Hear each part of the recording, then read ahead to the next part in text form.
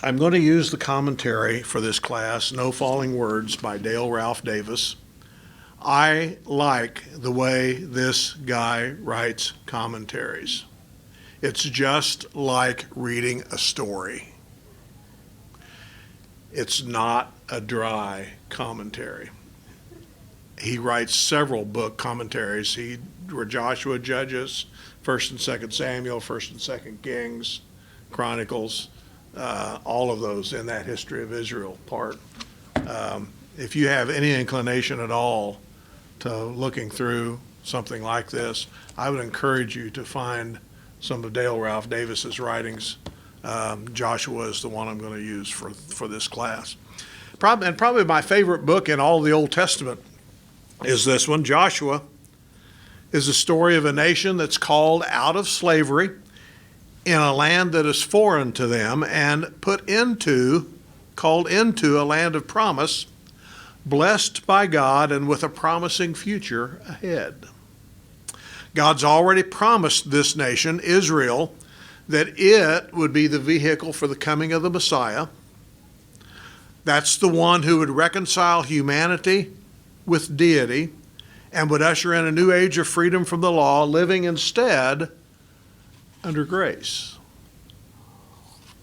The story of Joshua is the story of the entrance of Israel into the land of promise after the exodus from slavery in Egypt, and also then 2 generations of wandering in the wilderness. It should have taken them just a few weeks to get to the land of promise. Instead, it took them, 40 years to get there. The book itself covers 4 general topics having to do with this major story. The first one is entering the land itself, chapters 1 through 4.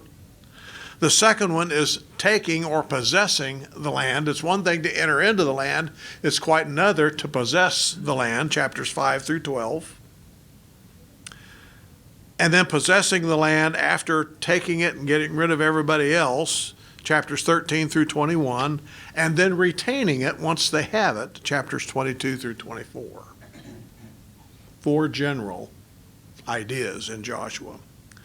Now, as you may recall in biblical history, God promised as far back as Genesis chapter 3 that he would make right the terrible wrong that had come upon the creation through the disobedience of Adam and Eve.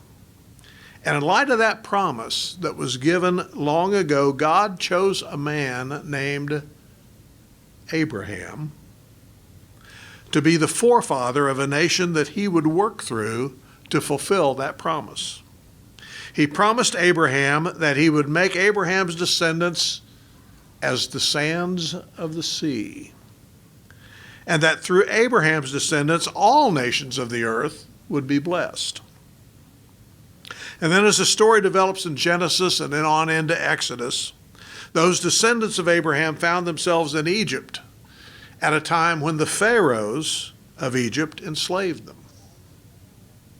Eventually, the text says that God heard the cries of the descendants of Abraham and delivered them out of slavery in Egypt through the leadership of Aaron and Moses.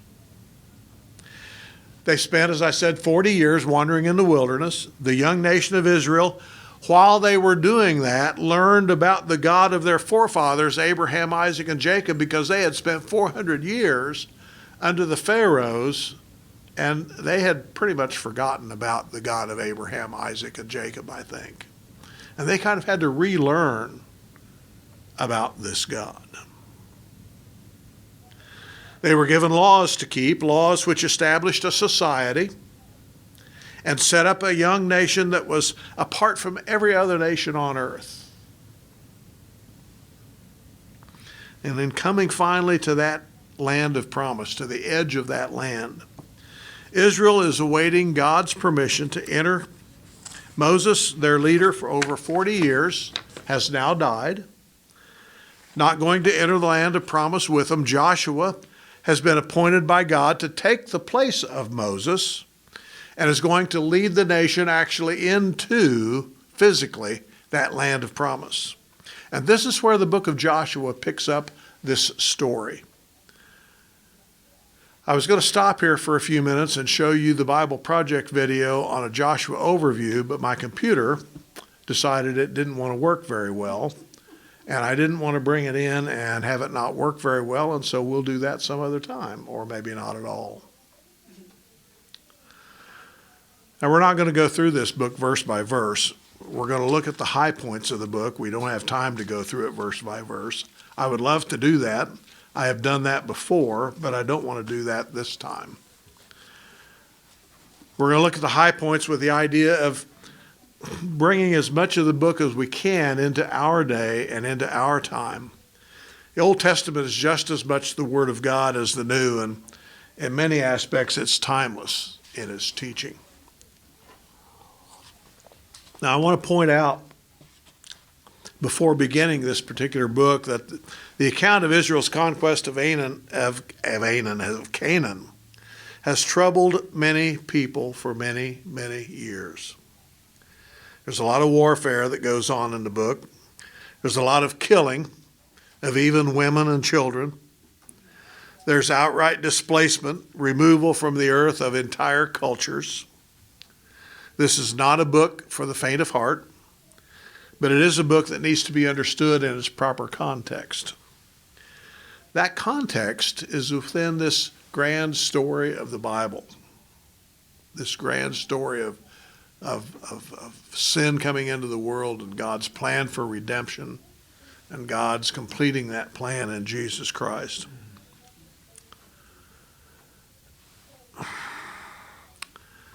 That plan culminates then in the gathering of God's people into an eternal land of promise, that new heavens and new earth that it talks about at the end of time. My Bible has an introduction to the book of Joshua in it, and I'm going to read part of that to you. Joshua is not an epic account of Israel's heroic generation or the story of Israel's conquest of Canaan with the aid of her national deity. Rather, it's the story of how God, to whom the whole world belongs, and I think that's a key point, to whom the whole world belongs, at one stage in the history of redemption, reconquered a portion of the earth from the powers of this world that had claimed it for themselves, defending their claims by force of arms and reliance on their false gods. It tells how God commissioned his people under his servant Joshua to take Canaan in God's name out of the hands of the idolatrous Canaanites, whose measure of sin was now full. Genesis 15:16. It tells how God aided them in that enterprise and gave them conditional tenancy in his land in fulfillment of the ancient pledge. And notice it says here that God gave them tenancy in his land. Joshua is the story of the kingdom of God, breaking into the world of nations at a time when national and political entities were viewed as the creation of the gods and living proofs of their power. God's triumph over the Canaanites testified to the world that the God of Israel is the one true and living God, whose claim on this world is absolute. At once an act of redemption and of judgment, it gave notice of the outcome of history and anticipated, I don't know if I can say this word, the eschatological, there we go, destiny of mankind and the creation. The battles for Canaan were therefore the Lord's war, undertaken at a particular time in the program of redemption. I like that. It's kind of wordy, but I like that. I like that it brings out the fact that this is God's world. That was God's land. That was God redeeming his land and giving Israel tenancy in his land. There's a lot in the story of Israel's coming into the land of promise that mirrors the promise of God to gather his people into a grand assembly of, as Scripture says, tribes, tongues, peoples, and nations at the end of time. Just take a look at how Israel was gathered into one place in a kind of a grand assembly. a loose confederation of tribes, and before that, slaves in Egypt, brought together into a land and made into a nation. You know, we would do well to look at the story of Israel, God's chosen people, in the light of ourselves being called to God's family and the promises that are extended to us as well.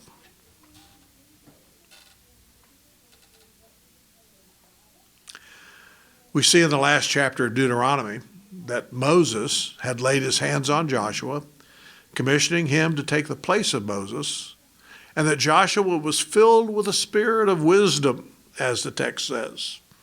Moses then is given the vision of the entire land of promise on Mount Nebo. He dies. He's buried by God himself. And with that, we enter in to the book of Joshua. Any comments before we go?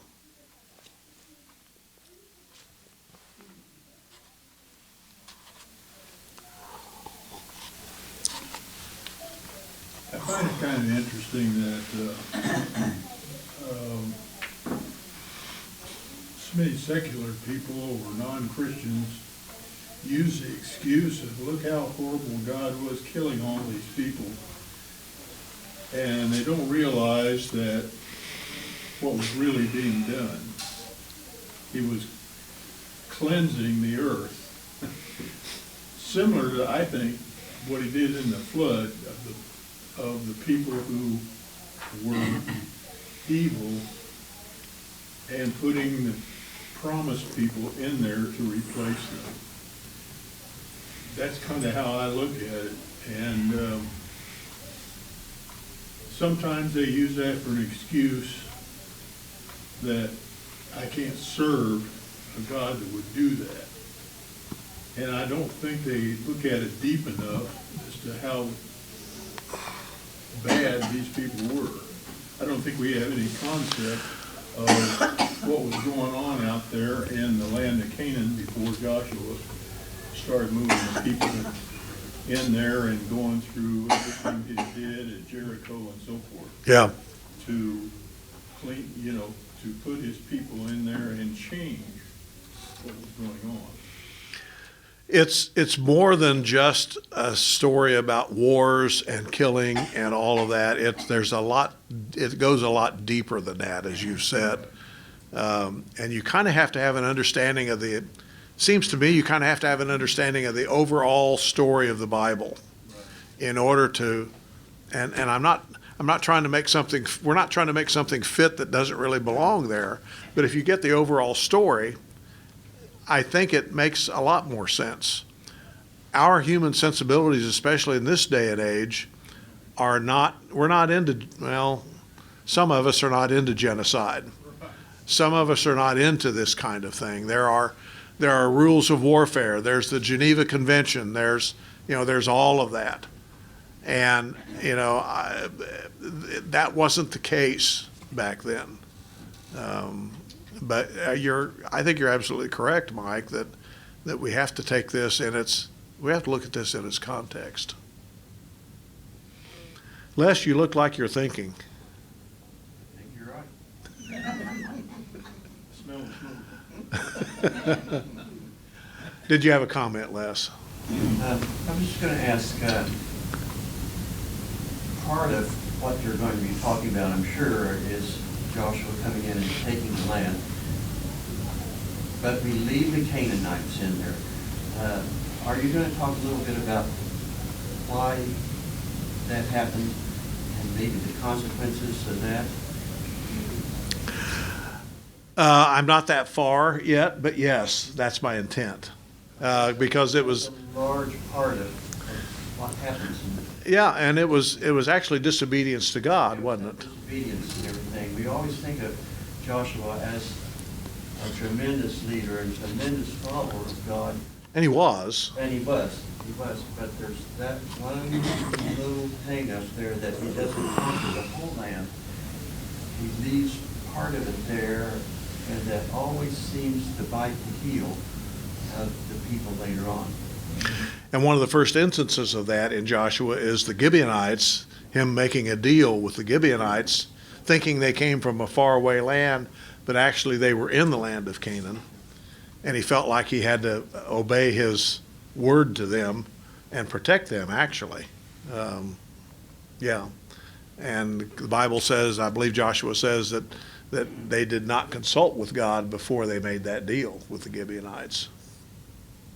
Now, I don't know how they did that back then, but yes, that's one of the things I think we'll talk about. We always think of Joshua as a tremendous military leader. He wasn't perfect. No, he wasn't. And it shows in places. That doesn't mean that God was no longer with him. That doesn't mean that God no longer worked through him. He was human just like the rest of us. And I mean, same with Moses, obviously. Moses couldn't even go into the promised land because of his imperfections. And David. I'm sorry? And David. And David, yeah, later on. And you go through Judges and you look there and you look at the Judges, you look at the warriors that God empowered in the book of Judges, fallible though they were. I mean, my goodness, Samson and some of the others that just, God used these people? Well, yes, he did. Yes, he did.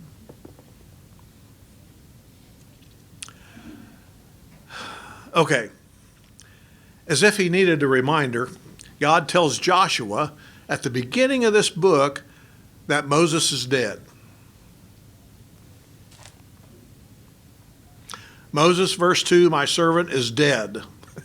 Now therefore arise, cross this Jordan, you and all this people, into the land which I'm giving to them, to the sons of Israel. Moses, my servant, is dead. I think the reality was that Joshua didn't need this reminder. I think Joshua knew what was going on here. But rather, I believe God was telling Joshua that the Moses era was over with, but there were still things that needed to be done, and Joshua was God's man to do them. God was, I believe, telling Joshua to look ahead rather than look back. Arise, God says. You have a job to do. Israel has a land to conquer and possess. Don't look back. Look ahead. So is it wrong to look back on anything we do?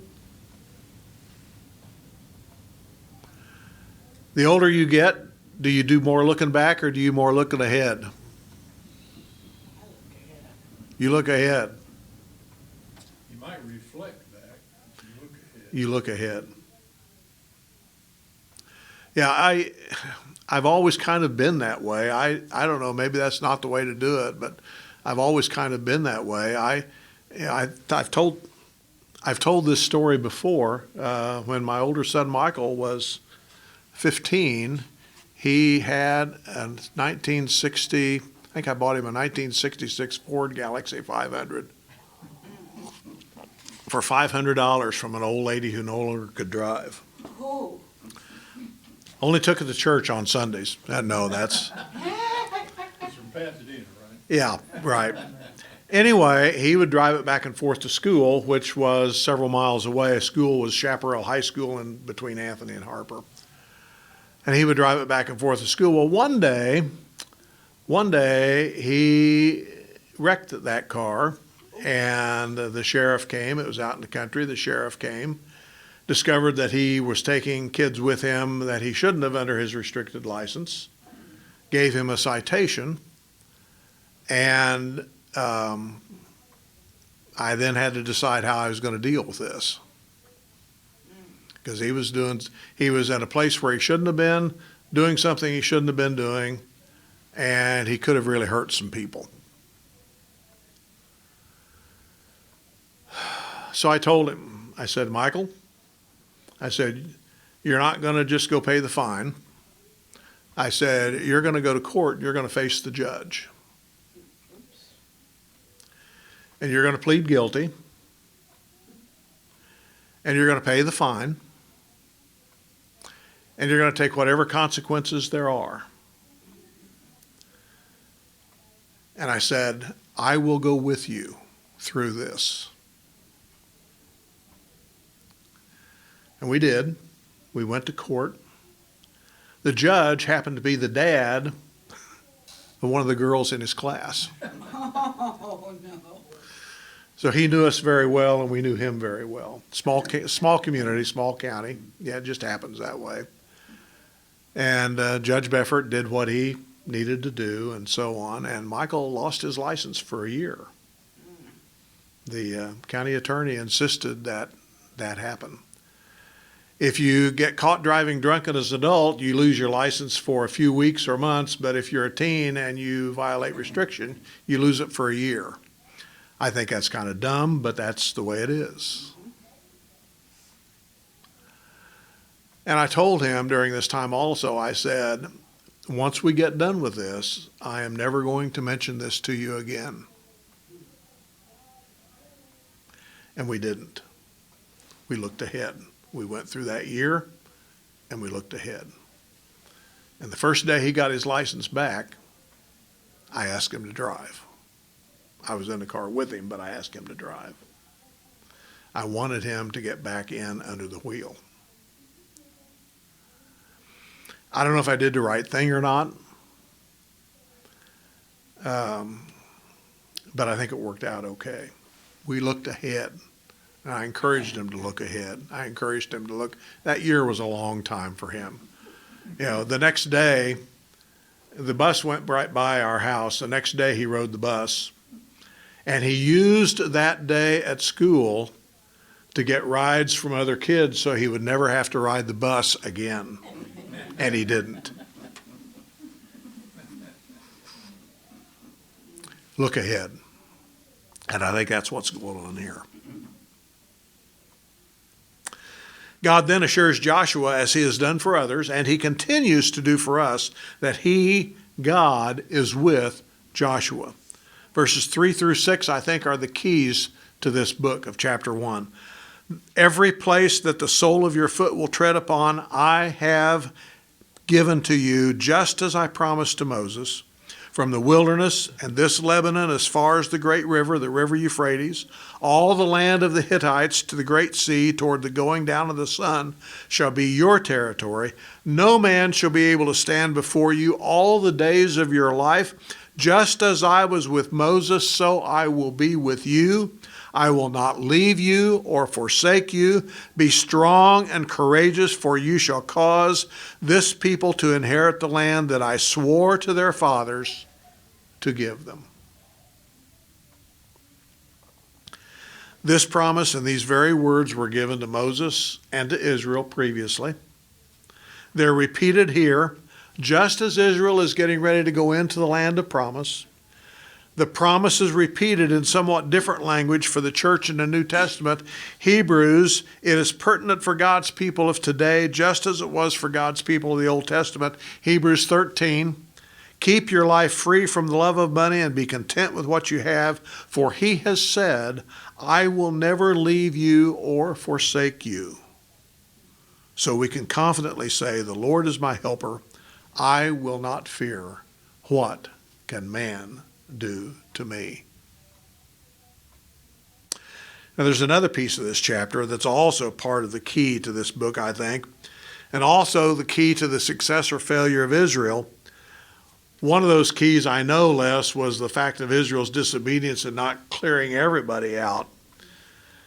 Verses 7 and 8 of the first chapter. Be strong and courageous, being careful to do all of the law that Moses, my servant, commanded you.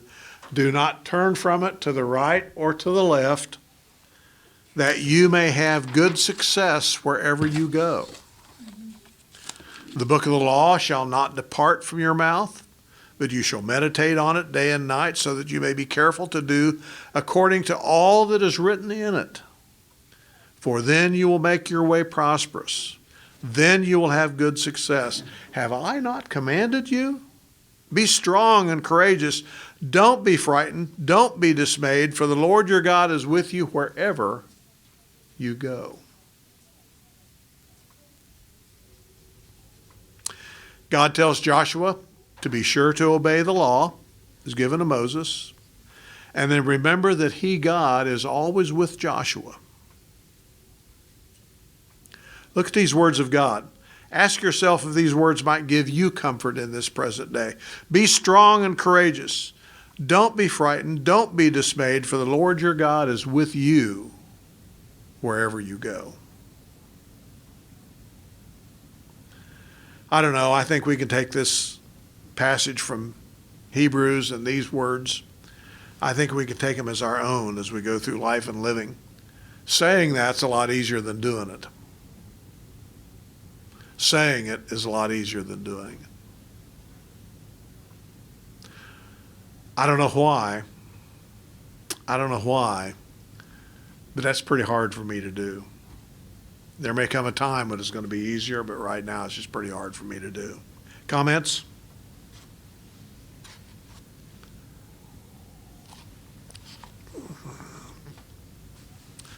Okay, we're about done. Two other parts to the story in the first 4 chapters here that merit attention. First is the story of Rahab. The second is the story of Israel crossing the Jordan River on dry land. But before we go any further here, I want to briefly visit a couple of aspects of this overall story of the conquest. Seem to take up an inordinate amount of discussion whenever the story is presented to modern day Christians. First, Rahab. Rahab was indeed a prostitute. No question in my mind. And I think, Mike, no question in your mind as you're going like this. New Testament writers who wrote Hebrews and James say the same thing. The Hebrew word here is common, and I don't know Hebrew. I'm looking at the commentary here. The Hebrew word here is commonly used in that way, describing a common prostitute. Whether she was a temple or shrine prostitute or she had her own business going, we don't know. What we do know, however, that she indeed was in the oldest profession. Now, a corollary to that is, yes, the 2 young spies pretty much right away found a brothel. That's where they went. The Bible also says Jacob had 4 wives, but that isn't reason enough for us to do the same. Secondly, Rahab again. Rahab lied to the king of Jericho. The Bible doesn't dwell on whether that lie was a good thing or a bad thing. It just tells the story and it ignores the ethics of what she did. What the Bible does not do is use this story as an example, again, that we should do likewise. The Bible also says, again, that Jacob had 4 wives. Just look back at that. That doesn't mean we have to have them, or should, or could deal with them if we had them.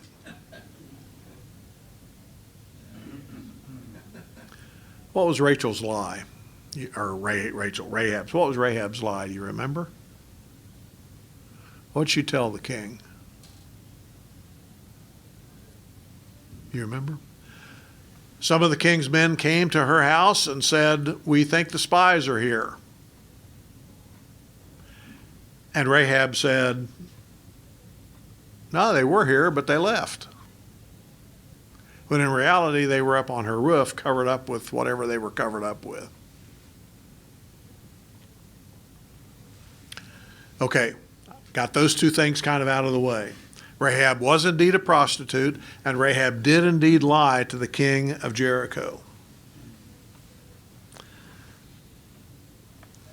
These words of Rahab is quoted here in Joshua. These words of Rahab are vital to understanding the story. Verse 8, chapter 1, or not chapter 1.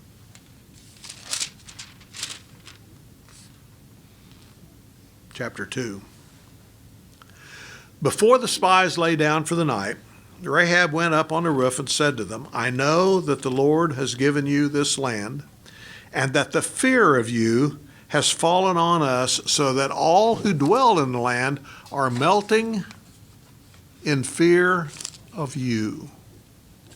For we have heard how the Lord dried up the waters of the Red Sea before you when you came out of Egypt, and what you did to Sihon and Og, the two kings of the Amorites across the Jordan, whom you devoted to destruction.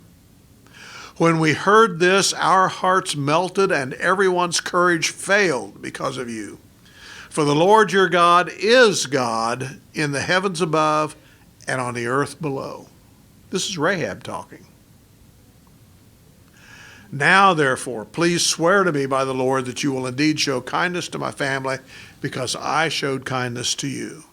Give me a sure sign that you will spare the lives of my father, mother, my brothers, my sisters, and all who belong to them, and that you will deliver us from death. And the spies responded, our lives for your lives.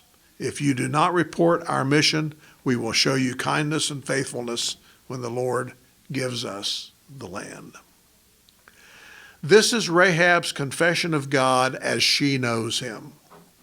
Pretty much all she knows about him as of now is that he dried up the waters of the Red Sea, delivered these Israelites out of Egypt, and that he enabled Israel to conquer Sihon and Og and completely destroy those civilizations. That's pretty much right now all she knows. But she's taken from that the idea that this God of Israel is the God of heaven and God of earth, that he is the true God. This confession is central to the entire story of Rahab. Again, she's heard about these mighty deeds that God did for his people. And these deeds she rightly describes to the working of God, not to Israel, but to God himself. So even a pagan here is ascribing these deeds to Jehovah God, not to natural events, not to the might of Israel's army, but to God himself. And note that the story of the crossing of the Red Sea 40 years before has gotten all the way to the territories of Canaan. The news of the conquest of the two kings, Sihon and Og, got into Canaan as well. You know, we tend to forget as we're studying the Exodus and the wilderness wanderings that God is at work even in those times, and that his might and his works are being made known to foreign nations and even to Israel's eventual enemies. And wasn't that one of the purposes of why God set Israel apart? Was so that all the nations would know that he's God?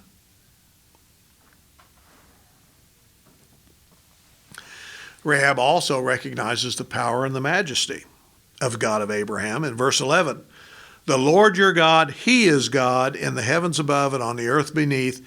Israel's going to reach the same conclusion about God in Deuteronomy chapter 4 before they came into the promised land. However, here's Rahab, a pagan Canaanite harlot, coming to that same understanding based solely on what she has heard has happened with Israel and God over the past 40 or so years.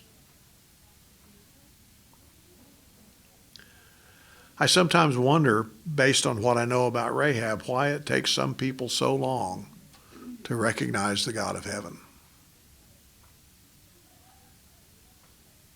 Rahab did.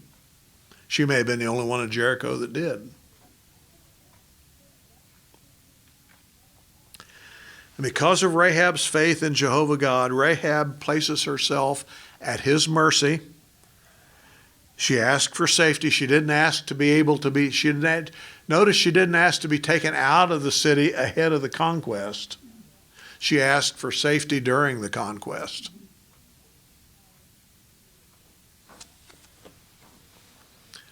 I don't know if I would have done that or not. I would have said, hey, can you get me out of here? I agree. But she didn't. We need to be taken out of conquest. I agree with you. Yeah. Not only does Rahab sense the power and the majesty of God and the inevitable loss of Jericho, she also believes that there will be mercy in this same God. And indeed there was, we're going to see later on in the book, mercy for her as well as everybody she packed into her house. Questions, comments? We got a couple of minutes. I just wonder where she had to go if she said, I'm out of here. Maybe she, Yeah, maybe she didn't have any place to go. the safest thing would be, you protect me and take care of me while this is happening. I suppose she could have said, take me with you, I suppose. And Concerned about family too. yeah, and you're right. She needed time, I guess, to gather her brothers, sisters, parents, nephews, nieces, whoever she could pile into her house. And I don't know what she told them. And I don't know if they became believers in Jehovah God or not. The scripture's silent about all of that. It's not silent about Rahab. Where do we find Rahab later on? In the lineage of Christ. In the lineage of Christ. She was Boaz's mama. She was.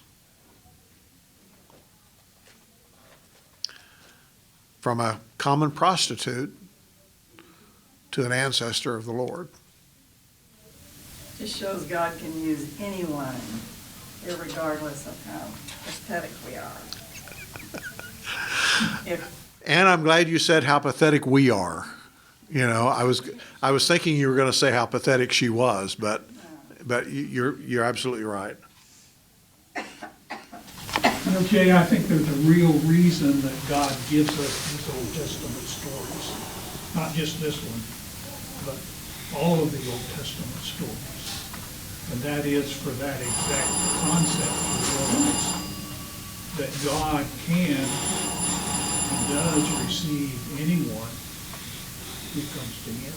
Right. And I would hope, you know, in all of our warts and problems and struggles and questioning sometimes, and you know, I remember as a kid growing up being taught you don't question God. Whatever God says, that's, What you do. and yet when I read God's great characters, they struggled with some of the things Sure they did. God said. Sure they They did. argued with him. They hollered at him. They ran from him. No. Well, we have plenty of example of that. Moses for one, David for another, the prophets for another, or for others.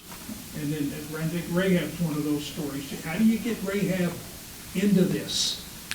You That- know, because our big thing is the big stamp of, look what this woman was.